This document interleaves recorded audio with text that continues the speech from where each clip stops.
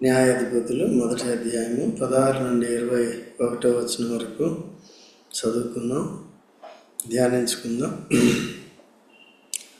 మోషే మామయ్య అయిన కేయను కుమారులు యోధా వంశస్థులతో కూడా ఖర్జూర చెట్ల పట్టణములో నుండి అరాదు దక్షిణ దిక్కులోని యోధా అరణ్యమునకు వెళ్ళి అక్కడ చేరి ఆ జనముతో నివసించురి. ఇక్కడ మోషే మామయ్యన, మోషే మామ పేరేంటి తెలుసా? మిత్రో మామయ్యన కేయను. ఓకే, మామయ్యన కేయను కుమారులు. ఈ మామ అంటే మరి మేనమామ తెలియదు. పిల్లనిచ్చిన మామ పేరు ఏం పేరు? ఇత్రు. కాబట్టి ఈయన మోషే మామయ్యన కేయను కుమారులు యోధా వంశస్థులతో కూడా ఖర్జూర చెట్ల పట్టణములో నుండి అరాదు దక్షిణ దిక్కులోని యోధా అరణ్యమునకు వెళ్ళి అక్కడ చేరి ఆ జనముతో నివసించరి.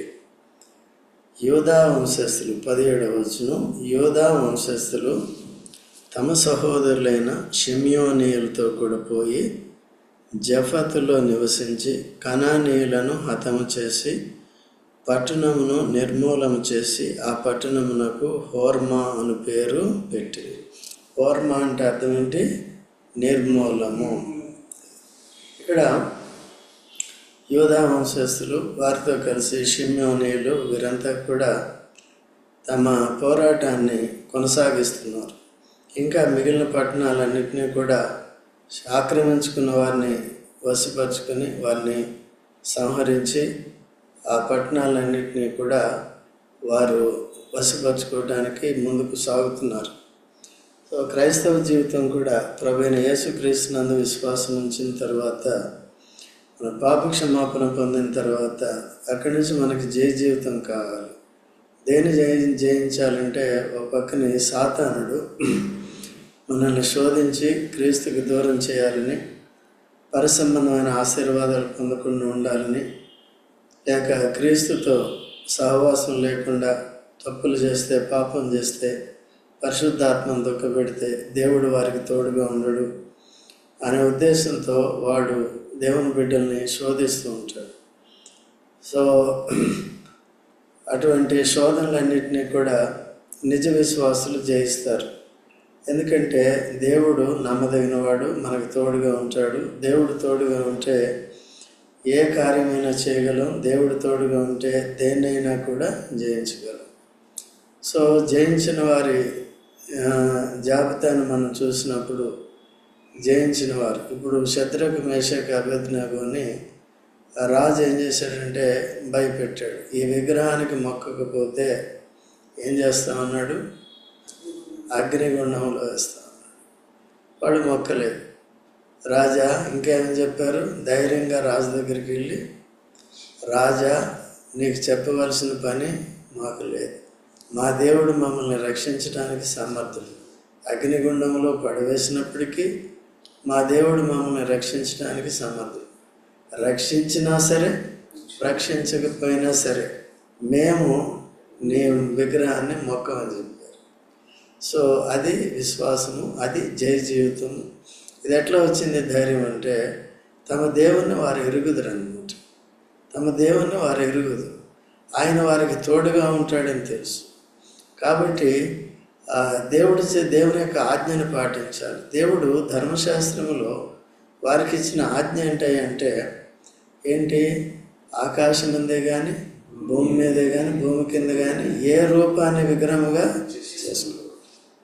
సో ఆజ్ఞని పాటించినందుకు ఇశ్రాయేల్లో దగ్గర ఆ విగ్రహాన్ని చేసుకున్నారు. మోషే ధర్మశాస్త్ర పలకలు తీసుకురావడానికి దేవుని దగ్గరికి వెళ్ళినప్పుడు కింద ఏం చేశారో మోషే ఆమెను మాకు తెలియదు అని వారి చెవుల పోగులు అన్ని బంగారం తీసి అహరోన్ని బలవంతం చేసి అతని చేత ఒక బంగారపు దూడం చేశారు. దూడం చేసి ఏమంటున్నారు? ఈయనే మమ్మల్ని ఐగుప్తు నుంచి ఈ దూడ విడిపించిందండి అంటే దేవుని ఎంత అవమానపరిచారు, ఎంత కించపరిచాడు. అయితే ఎందుకంటే ముందుగానే చెప్పాడు, నేను రోషము గల దేవుడిని, మీరు నా ప్లేస్లో వేరేది ఏదైనా విగ్రహాన్ని పెడితే నాకు ప్రచండమైన కోపం వస్తుంది, సహించలేనటువంటి భరించలేనటువంటి కోపం వస్తుంది. నేనేం చేస్తానో తెలియదు, ఆ కోపంలో మిమ్మల్ని ఏం చేస్తానో తెలియదు అని చెప్పినప్పటికీ కూడా మీరేం చేస్తున్నారండి? విగ్రహాన్ని, వారి దగ్గర ఉన్న బంగారం తీసుకుని విగ్రహాన్ని చేసుకుని.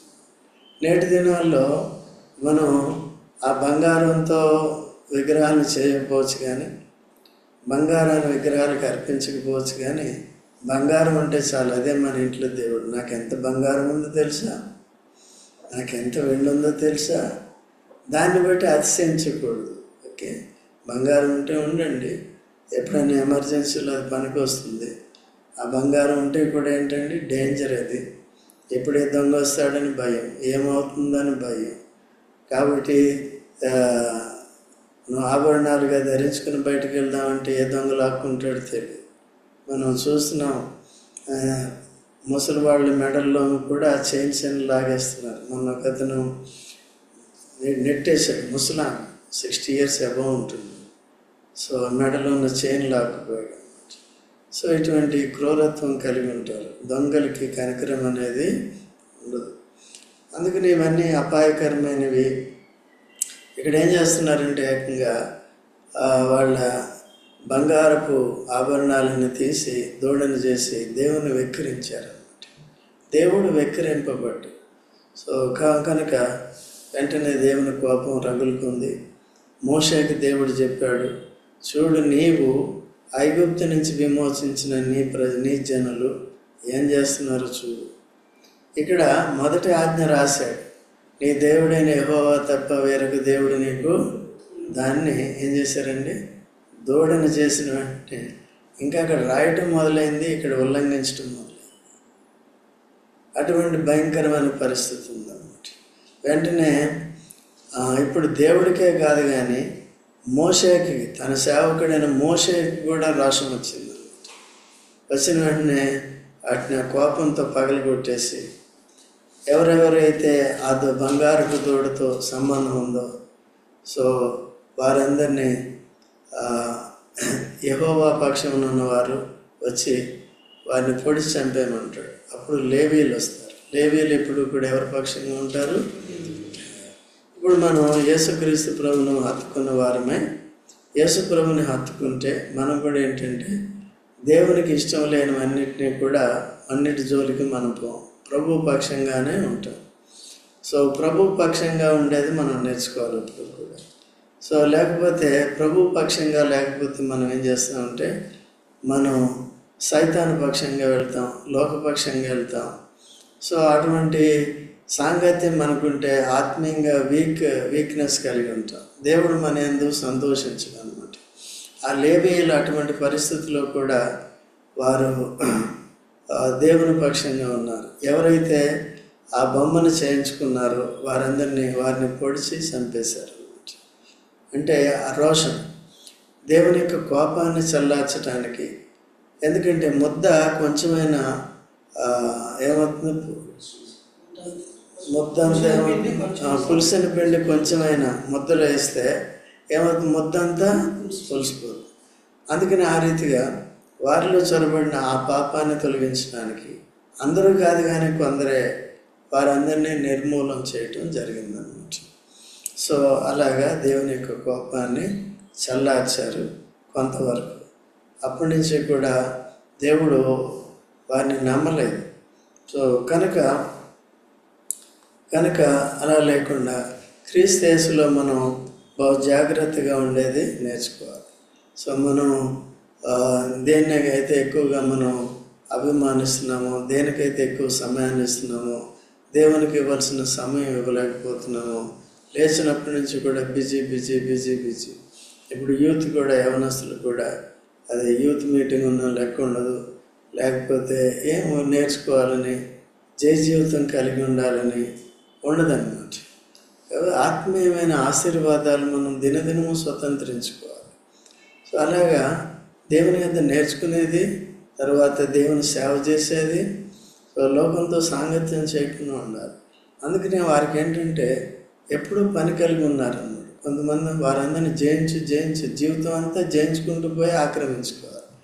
మనం పరలోకాన్నే క్రీస్తులో మనం ఆక్రమించుకోబోతున్నాం. సో యేసునందు విశ్వాసం ఉంచాం, నిత్య జీవం వచ్చేసింది, మంచిదే. తర్వాత ఏంటంటే జయ జీవితం అనేది కావాలి. శత్రువు మనతో పోరాడుతున్నాడు. మన శరీరంలో ఉన్న శరీర స్వభావం మనకి ఆత్మకు విరోధంగా పోరాడుతుంది, దాన్ని జయించాలి. కాబట్టి ఈ లోకంలో బిజీ అయిపోయింది, కొంత సమయం కూడా ఆత్మీయ జీవితానికి ఇవ్వలేని పరిస్థితుల్లో ఉంటున్నాయి.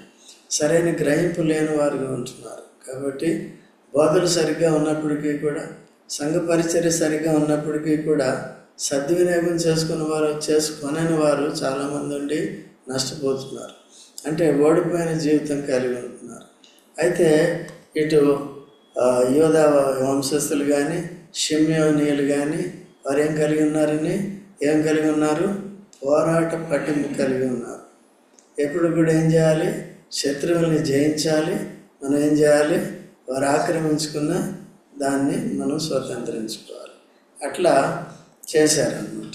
యోధ అంటే అర్థం ఏంటి? స్తుతి. యోధ అంటే స్తుతి. షిమ్యోన్ అంటే అర్థం ఏంటి? ద్వేషింపబడుతున్న సంగతి యెహోవా చూచెను. ఓకే, దేవుడు చూస్తాడనమాట ఎప్పుడు కూడా. సో కాబట్టి వీళ్ళు వెళ్ళారు. 17వ వచనంలోకి రండి.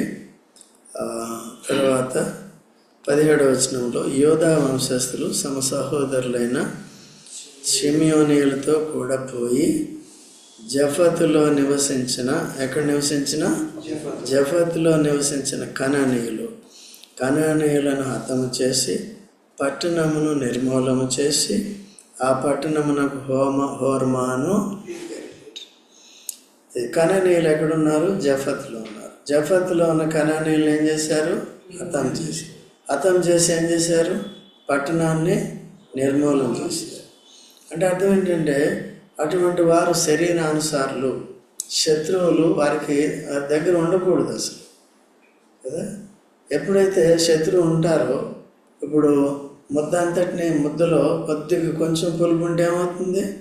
ముద్ద అంతటిని పులి చేస్తుంది. సో మనం పాలు 1 లీటర్ పాలు కాసిన తర్వాత దాంట్లో ఇంత తోడేస్తే ఏమవుతుంది? మొత్తం అంతా పెరిగిపోతుంది. అట్లా మన జీవితంలో కూడా పులుపు అంటే పాపానికి గుర్తుగా ఉంది. అయితే పులుపు పెరుగులో వేస్తే ఏమవుతుంది? పెరుగు అవుతుంది. పాలు వేస్తే పెరుగు అవుతుంది. అలాగే ఈ అపవిత్రమైన జనం, పాపం యేసుప్రభులో కొట్టివేయబడింది, తీసివేయబడింది. క్రీస్తు శిక్ష భరించి తొలగించాడు. నెక్స్ట్ ఏంటంటే అన్ని జనులతో సాంగత్యం చేయటం ద్వారా, లేకపోతే యేసుప్రభుతో సాంగత్యం చేయకుండా, దేవుని బిడ్డలతో సహవాసం కలిగి ఉండకుండా, వాక్యాన్ని నేర్చుకోకుండా, లేక పరిశుద్ధులతో కలిసి ప్రార్థన చేయకుండా, పరిచర్యలో పాలు పొందకుండా ఉంటే ఏమవుతామంటే మేము లోకంలోనికే వెళ్ళిపోతూ ఉంటాం. ఈ లోకంలో బిజీ లైఫ్ చాలా ఉంటుంది. ఈ దినాల్లో మరి ఎక్కువగా ఉంటుంది. అదేమవుతుందంటే మైండ్ని పూర్తిగా డైవర్ట్ చేసి క్రీస్తు నుండి దూరపరిచేదిగా ఉంది. అట్లా వెళ్ళకూడదు. వీరేం చేశారండి? ఆ విధంగా కనానీయుల్ని హతం చేశారు. దేన్ని? ఆ పట్టణాన్ని. హోర్మా అంటే అర్థం ఏంటి? నిర్మూలము. నా జీవితంలో దేన్ని నిర్మూలన చేస్తున్నాం? మన ఆత్మీయ జీవితాన్ని పాడు చేసేది దేన్ని నిర్మూలన చేస్తున్నాం? ఏమన్నా చెప్పగలమా మనం? ఆ సాక్ష్యం ఉండాలి. నేను దేన్ని నిర్మూలన చేశాను? ఇప్పుడు వాళ్ళు ఏమని చెప్తారు? మేము కనానీయుల్ని, ఎక్కడున్న కనానీయుల్ని, ఏదది జఫత్లో ఉన్న కనానీయుల్ని ఏం చేసాం? నతం చేసాం. ఆ పట్టణాన్ని నాశనం చేసాం అని చెప్పారు. మనం దేన్ని నాశనం చేసాం? క్రీస్తుకి పనికిరానివి, మన ఆత్మీయ జీవితానికి పనికిరానివి మనం నాశనం చేస్తున్నాము. ఈ హోర్మా అనుభవంలోకి మనం కూడా రావాలి. లేకపోతే ఏమవుతుంది? శత్రువుని నాశనం చేయకపోతే, మనలో ఉన్న పాపాన్ని వదులుకోకపోతే అది మనల్ని నాశనం చేస్తుంది కదా. కాబట్టి మనం నాశనం కాకుండా ఉండాలని యేసుప్రభు మనల్ని రక్షించినాడు కదా. తన ప్రాణం పెట్టి మనల్ని రక్షించాడు కదా. తన రక్తంతో మనల్ని విమోచించి పరిశుద్ధపరిచాడు కదా. కాబట్టి ఇప్పుడు మనం ఏం చేయాలి? మనము నాశనం కాకూడదు, కానీ మనం నాశనం చేసేది మనలో ఉన్న అవిధేయత కానీ, అపవిత్రతే కానీ, బయట ఉన్న ఎక్స్టర్నల్ ఫోర్సెసే కానీ, ఏదైనా కానీ వాటిని నిర్మూలన చేసే అనుభవం ఉండాలి. ఎప్పుడు నిర్మూలన చేయాలి? అది పట్టణం కాబట్టి, స్థలం కాబట్టి ఒకసారి చేస్తే అయిపోయింది.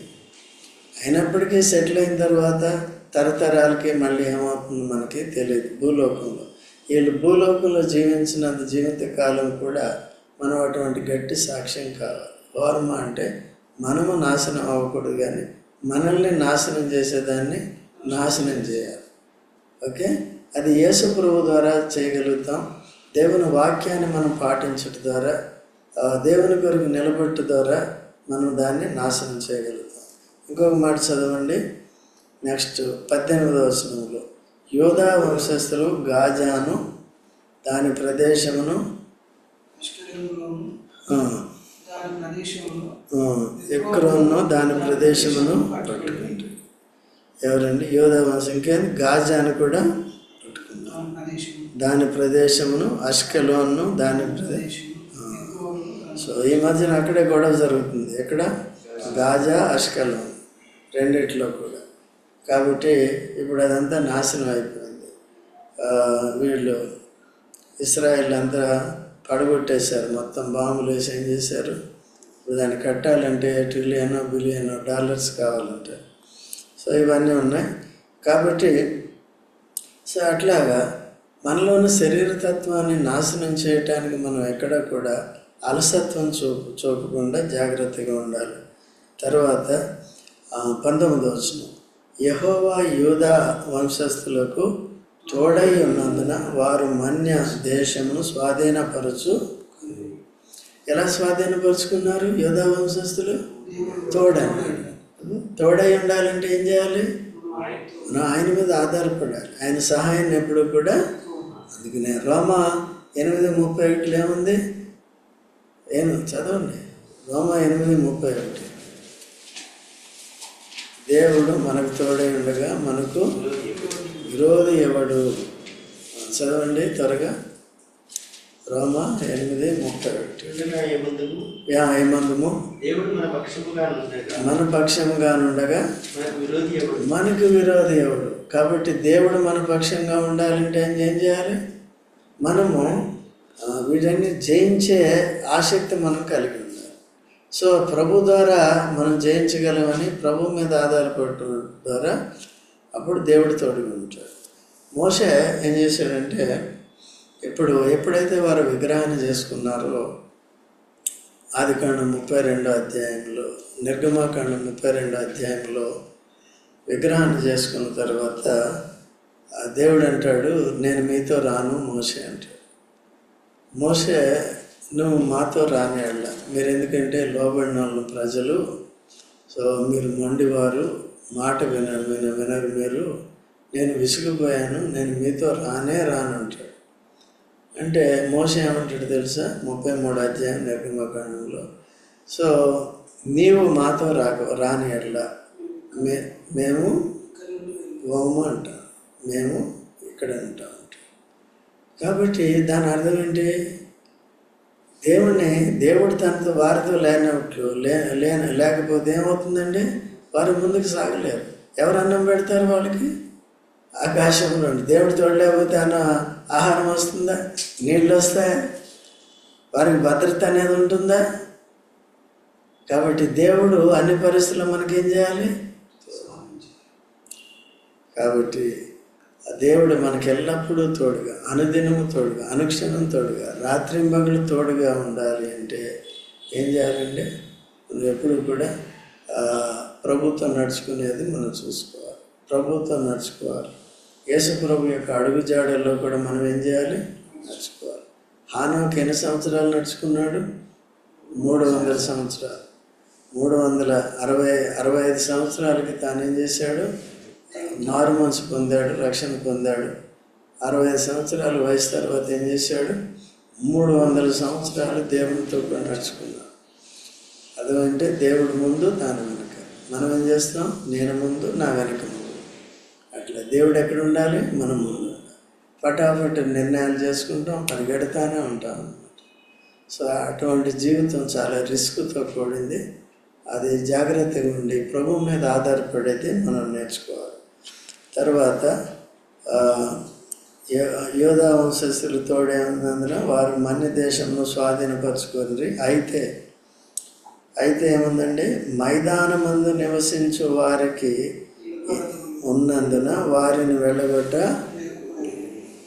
సో వాళ్ళకి ఏమన్నాయంటే ఇనుప రథాలు.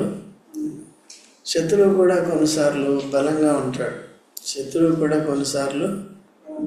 ఉంటాడు. సో అలాంటప్పుడు ఏం చేయాలంటే, నేను ఆరో నూరో ఏదైనా చేసి వాళ్ళ మీద పడతాను అనుకోకూడదు. కొద్దిగా సమయం వచ్చి వదిలేయాలి. కొత్త నిబంధనలో కూడా యేసుక్రీస్తు ప్రభు కానీ అపోస్తలులు పౌలు లాంటి వారు కానీ వాళ్ళకి దేవుడు వారికి ఎంతవరకు నడిపించాడో అంతవరకు చూసి అంతవరకే వెళ్ళారు. అర్థమేంటి, మీరు వెళ్ళేవారు కాదు. మనం కూడా కొన్నిసార్లు ఏం చేస్తాడంటే అటువంటి పరిస్థితులు వస్తాయి, అది సెకండ్ ఇన్స్టాల్మెంట్లో పెట్టుకోవాలి. ప్రస్తుతానికి ఏం చేయాలి, ప్రభు మనల్ని తిరిగి బలపరిచే వరకు మనం ప్రభు మీద ఆధారపడి ఉండాలి. కానీ మొండిగా వెళ్ళిపోవాలంటే మనం ఏమవుతాం, ఓడిపోతాం. వాళ్ళు కూడా ఓడిపోతారు. అట్లా లేకుండా ఏం చేశారు, వాళ్ళని వెళ్ళగట్టలేకపోయారు. కాబట్టి వాళ్ళకి రథాలు ఉన్నాయి కాబట్టి ఇది భౌతికమైన యుద్ధం కాబట్టి ఆ విధంగా వారు ఆగిపోవలసి వచ్చింది. సో మనకి యేసుక్రీస్తు ప్రభు ఆత్మలో ఎప్పటికీ మనకు తోడుగా ఉంటాడు. అయితే మనం బాగా జాగ్రత్తగా చూసి ఆత్మీయ జీవితంలో ఎప్పుడు జయ జీవితం కలిగి ఉండాలి. తర్వాత 20వ వచనంలో మోషే చెప్పినట్లు వారు కాలేబుకు హెబ్రోను నీయగా అతడు 3 అనాకీయులను అక్కడి నుండి పారద్రోలి దానిని మోషేకి చెప్పాడు కదా, ఏమేమని, హెబ్రోన్ అంటే అర్థం ఏంటి, సహవాసం. కాబట్టి లోకస్తులతో సహవాసం చేస్తే మనకి ఊరే వస్తుంది, కానీ వారందరి నుంచి విడుదల పొందాలి. ఇప్పుడు కనానీయుల నుంచి విడుదల పొందారా లేదా? మనం ఏం చేస్తాం, యేసు ప్రభుతో ఉన్నట్టుగా ఉండి ఇక్కడ మీటింగ్ ఉన్నప్పటికీ కూడా లోక సంబంధమైన స్నేహితులతో గడపాలనుకుంటాం కదా. అట్లాంటి మనసు మనకి ఉండకూడదు. అది ఓడిపోయిన జీవితానికి, శరీర సంబంధమైన జీవితానికి గుర్తుగా ఉంది. వారందరినీ కూడా మనం ఏం చేయాలి, జయించాలి. తర్వాత హెబ్రోన్ అంటే ఏముందండి, కాలేబు దేన్ని ఇష్టపడేవాడు, హెబ్రోన్ అంటే అర్థం ఏంటి, సహవాసం. మన అబ్రహాము కూడా ఎక్కడుండేవాడు తెలుసా మీకు? అబ్రహాం ఎక్కడుండేవాడు తెలుసు? హెబ్రోన్ ఎక్కడుంది? ఇంతది చెప్తారు. ఆదికాండం 13వ అధ్యాయం. ఆదికాండం 13వ అధ్యాయం 18వ వచనంలో ఉంటుంది. తర్వాత చూసుకోండి, పర్వాలేదు. అతడు 3 కనానీయులను అక్కడి నుండి ఏం చేశారు, పారద్రోలాడు. కాదు, ఎందుకు పారద్రోలాడు? అన్యుల సహవాసం. హెబ్రోన్లో అన్యులతో సహవాసము చేయకూడదు. నేను హెబ్రోన్ అని చెప్తే, హెబ్రోన్ అంటే దేవునితో సహవాసం, హెబ్రోన్ అంటే పరిశుద్ధులతో సహవాసం. కానీ అక్కడ అన్య జనులతో సహవాసం చేయకూడదు. కాబట్టి మన జీవితంలో కూడా ఇటువంటి అనుభవం కలిగి ఉంటున్నాము కదా. లోక సంబంధమైన వారిని, ఇతరుల్ని మనం ఏమన్నా వారిని దూరపరుస్తున్నామా లేదని చూసుకోవాలి. మీటింగ్ ఉన్నా సరే కొన్నిసార్లు మా ఫ్రెండ్ అని చాలామంది ఉన్నారు, అందుకనే చాలా నష్టపోతున్నారు. ఆత్మీయ జీవితంలో ఎదుగుదల లేదు. కానీ మంది గ్రహింపు ఉంది, టాలెంట్స్ ఉన్నాయి, అయినప్పటికీ కూడా సహవాసంలో ఉండట్లేదు, దూరం అయిపోతున్నారు. అట్లా ఉండకూడదు, జాగ్రత్తగా ఉండాలి. పెద్దలే కానీ, యవనస్తులే కానీ, ఇంకెవరైనా సరే క్రీస్తు యేసు సంబంధులు, సో వారికి దూరంగా ఉండాలి. పారద్రోలి దాన్ని ఏం చేశారు, వాళ్ళు హెబ్రోను మనం స్వాధీనపరచుకోవాలి, సహవాసాన్ని స్వాధీనపరచుకోవాలి కదా. సహవాసానికి వెళ్లకుండా ఆటంకపరిచే దాన్ని అంతటినీ జయించాలి. సో ఆ జీవితం మనం కలిగి ఉండాలి. తర్వాత యెరూషలేములో నివసించు యెబూసీయులను బెన్యామీనులు వెళ్ళగొట్టలేదు. ఎవరు వెళ్ళగొట్టలేదు? యెరూషలేములో యెబూసీయులు కూడా ఎవరండి? శరీరానుసారులు. వీరికి ఇశ్రాయేలుకి నష్టాన్ని తెచ్చేవారే కనుక బెన్యామీనులు వెళ్ళగొట్టాలి. వాళ్ళు ఏం చేయాలంటే వెళ్ళగొట్టలేదు. తర్వాత యెబూసీయులు బెన్యామీనులతో కూడా నేటి వరకు యెరూషలేములో ఏం చేస్తున్నారు? సో బెన్యామీలు ఎటువంటి వారండి? వాళ్ళు కావాలి, వీళ్ళు కావాలి, వాళ్ళు కావాలి, వీళ్ళు కావాలి. గాడిదే కాదు, గుర్రం కాదు. సో అలా లేకుండా మనం పూర్తిగా ఎవరి సైడ్ ఉండాలి? యేసు ప్రభు సైడ్ ఉండాలి. యేసు ప్రభుతో సహవాసం, పరిశుద్ధులతో సహవాసం, అదే బ్రహ్మ అన్నమాట. తద్వారా మనం జయ జీవితం కలిగి ఉంటాం. సో పరలోక రాజ్యం వెళ్ళే వరకు కూడా ఇటువంటి అభ్యాసం చేయాలి. బెన్యామీనీయులు ఏం చేశారు? యెబూసీయులతో, వాళ్ళతో అంటే ఎవరు? యెబూసీయులతో కలిసి వారిని వెళ్ళబట్టలేదు, వారితో కలిసి ఉన్నారు. కాబట్టి ఇప్పుడు వరకు కూడా అట్లా యేసు ప్రభు వచ్చే వరకు కూడా వాళ్ళు ఉన్నారు. యెబూసీయులు ఎక్కడున్నారు? ఏకంగా యెరూషలేములో. అందుకనే సమస్య. ఇప్పుడు కూడా యెరూషలేములో ఏముంది? సమస్య. ఎందుకు సమస్య? యెబూసీయులు. ఇప్పుడు ఏకంగా వాళ్ళు దాన్ని స్వాధీనపరుచుకున్నారు. యెరూషలేము డోమ్ని వాళ్ళు మసీదు కట్టుకున్నారు. ఆ మసీదు ప్లేస్లో మందిరం ఉండాలి కదా. డోమ్ ఆఫ్ ఏంటిది? Dome rock.